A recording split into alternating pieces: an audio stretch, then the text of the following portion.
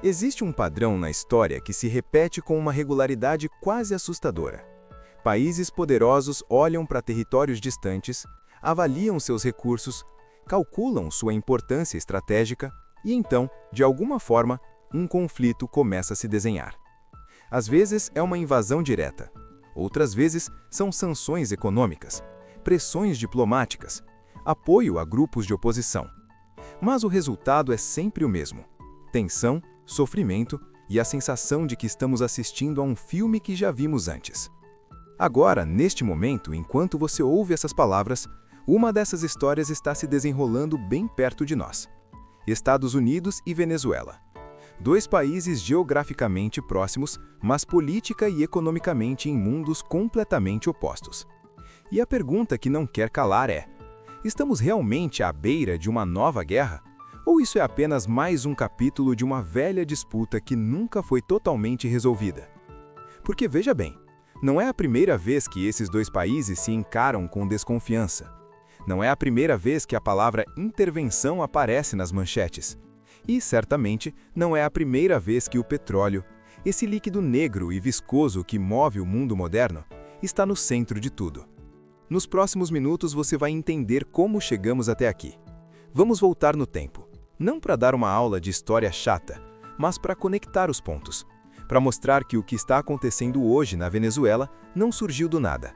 É o resultado de décadas de decisões, de interesses conflitantes, de promessas quebradas e de um recurso natural que, ao mesmo tempo em que traz riqueza, também atrai cobiça. Prepare-se, porque essa história é complexa, profunda e muito mais próxima de você do que imagina. Vamos começar do começo. Para entender a relação entre Estados Unidos e Venezuela, precisamos voltar a um tempo em que a América Latina era vista como o quintal dos americanos. Pode soar duro, mas era exatamente assim que funcionava.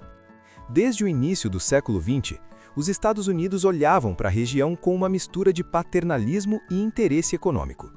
A doutrina Monroe, criada lá em 1823, já deixava claro: a América é para os americanos.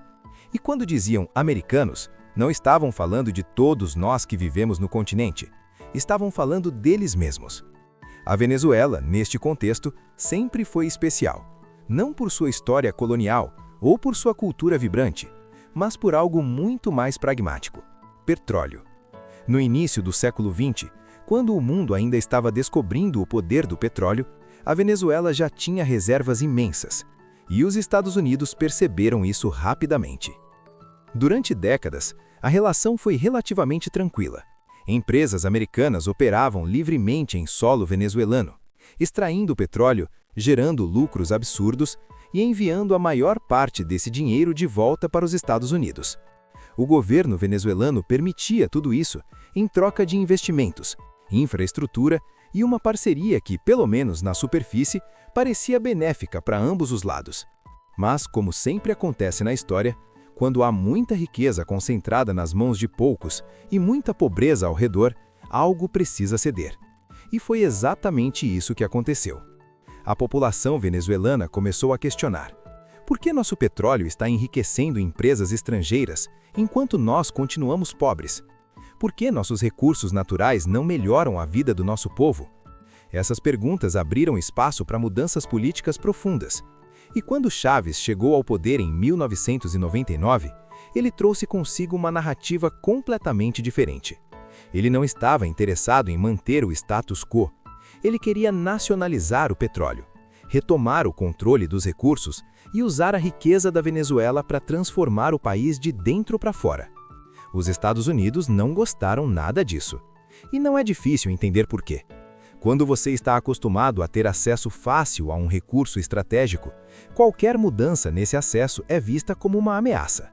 Chávez não era apenas um presidente que discordava da política americana. Ele era, aos olhos do governo de Washington, um problema. Um líder que questionava abertamente a hegemonia americana na região, que se aproximava de outros países considerados inimigos dos Estados Unidos, como Cuba, Rússia e Irã. E assim começou uma nova fase dessa história. Uma fase marcada por discursos inflamados, acusações mútuas e uma tensão crescente que nunca foi totalmente resolvida. Chaves acusava os Estados Unidos de imperialismo, de tentar derrubar seu governo, de financiar a oposição. Os Estados Unidos, por sua vez, acusavam Chaves de autoritarismo, de destruir a economia venezuelana, de violar direitos humanos. E o petróleo, claro, continuava no centro de tudo. Mas aqui está o ponto crucial que precisamos entender. Essa não é apenas uma disputa entre dois líderes ou dois governos. É uma disputa sobre quem controla recursos estratégicos. É sobre poder, influência e o direito de decidir seu próprio destino. E essas disputas nunca são simples. Elas envolvem décadas de história, interesses econômicos massivos e consequências que afetam milhões de pessoas. Antes de continuarmos, se você está gostando desse tipo de conteúdo, de entender o que realmente está por trás das manchetes, inscreva-se no canal. Toda semana trazemos análises profundas sobre história e geopolítica, desvendando as camadas ocultas dos acontecimentos mundiais. Agora vamos falar sobre o verdadeiro coração desse conflito: o petróleo. Existe uma frase famosa que diz: "Quem controla o petróleo, controla o mundo." E, embora possa parecer exagerada, ela contém uma verdade inegável. O petróleo não é apenas um recurso natural, é a base da economia moderna. É o que move carros, aviões, navios. É o que gera eletricidade, produz plásticos, fertilizantes, medicamentos. Praticamente tudo ao nosso redor depende de alguma forma do petróleo.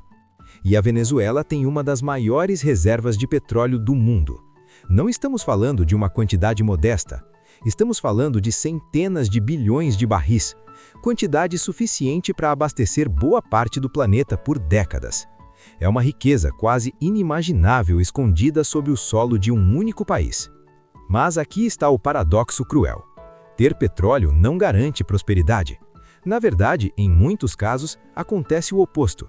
Economistas chamam isso de maldição dos recursos naturais. Países ricos em petróleo, ouro, diamantes ou outros recursos valiosos frequentemente acabam mais pobres, mais instáveis e mais vulneráveis do que países sem nenhum desses recursos. Porque recursos naturais atraem cobiça, atraem corrupção, atraem intervenções externas. E quando um país depende de mais de um único recurso, qualquer flutuação no preço desse recurso pode devastar toda a economia. A Venezuela viveu exatamente esse ciclo. Quando o preço do petróleo estava alto, o governo tinha dinheiro para investir em programas sociais, infraestrutura, educação. Mas quando o preço caía, tudo desmoronava. E pior, como toda a economia estava baseada no petróleo, não havia diversificação, não havia plano B. E os Estados Unidos sempre estiveram atentos a isso. Não por preocupação humanitária, mas por interesse estratégico. O petróleo venezuelano sempre foi importante para o mercado americano. Durante décadas, a Venezuela foi um dos principais fornecedores de petróleo para os Estados Unidos. Era uma relação conveniente. A Venezuela vendia, os Estados Unidos compravam e o dinheiro fluía. Mas quando Chávez começou a nacionalizar a indústria petrolífera, quando começou a usar o petróleo como instrumento de política externa, quando começou a vender para outros países, especialmente para a China, essa relação mudou. De repente, o petróleo venezuelano não estava mais fluindo livremente para os Estados Unidos.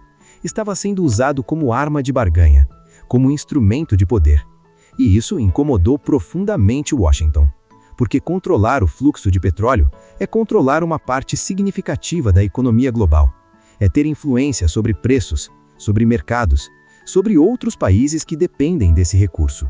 Quando a Venezuela começou a jogar esse jogo de forma independente, os Estados Unidos sentiram que estavam perdendo o controle. As sanções econômicas impostas pelos Estados Unidos contra a Venezuela nos últimos anos não são apenas punições por questões de direitos humanos ou democracia, são também duras formas de pressão econômica.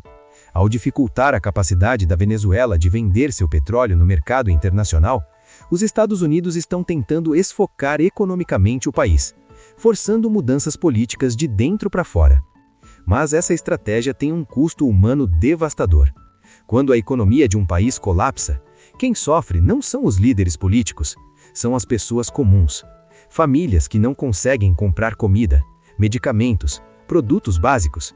Pessoas que são forçadas a deixar seu país em busca de uma vida melhor em outro lugar. E aqui está a grande ironia de tudo isso. O petróleo, que deveria ser a salvação da Venezuela, tornou-se sua maldição. Tornou-se o motivo pelo qual o país está constantemente sob pressão internacional. O motivo pelo qual cada decisão política é observada com lupa. O motivo pelo qual a paz parece sempre distante. Então, o que mudou recentemente? Por que, depois de tantos anos de tensão, estamos falando novamente sobre a possibilidade de conflito entre Estados Unidos e Venezuela? A verdade é que a situação nunca realmente se acalmou, mas nos últimos meses, várias coisas aconteceram que intensificaram ainda mais essa tensão. Primeiro, a crise política na Venezuela se aprofundou. As eleições, que já eram controversas, tornaram-se ainda mais questionadas pela comunidade internacional. A oposição venezuelana